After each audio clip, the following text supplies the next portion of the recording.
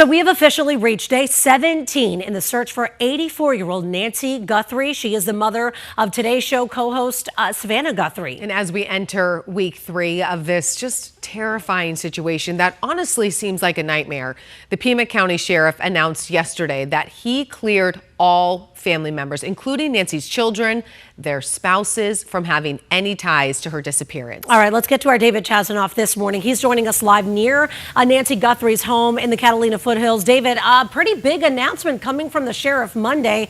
What exactly did he say about the family? Yeah, Allison, Emma, good morning. So Sheriff Chris Nano said the family has been both gracious and cooperative throughout this entire investigation as it continues this morning. He also says that they're actually victims, and to, kind of interpret it as anything other than that would be, kind of cruel to the family and doing a disservice. Obviously, people may have their speculations and their theories during what has been a super long investigation, but I know the sheriff also challenged us media members to be compassionate and fair during this ongoing situation. Okay, David, we want to talk a little bit about that surveillance footage because there's a lot of clues that are coming off of his backpack, his clothes. What are we learning about that now? Because obviously it's helping in the investigation. Yeah, it absolutely is. So the sheriff or detectives have told us that the backpack seen in that video was it's only found in Walmarts. And I did a quick search up on my phone of how many Walmarts there are in this area. I mean, between the super centers, neighborhood markets, there's so many Walmarts to look into. So you can certainly imagine that investigators will be busy looking into possible leads there. And then we also know too that the clothing could also be found at Walmart, though it's not exclusively sold there. So just some more leads that they'll definitely look into in the coming days.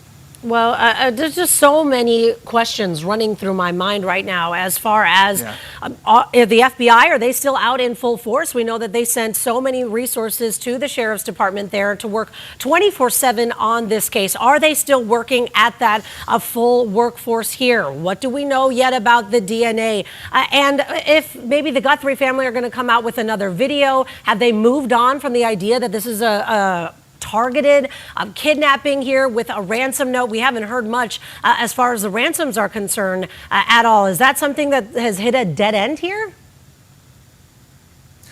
That's something we're still working to find out. We are actively reaching out to the Pima County Sheriff's Office and the FBI as well. Like I said about a half hour ago, we're still working to ask the FBI officials if they too are clearing the Guthrie family as possible suspects. So again, like you said, Allison, so many questions here that have yet to be answered. Yeah. All right, David, live for us there in Tucson to have that put to rest, because online, David, I'm sure you've seen it too. Yeah. It's been the rumor mill just is going nuts about the family and the in-laws and all of that. So just to have that completely know everyone's cleared.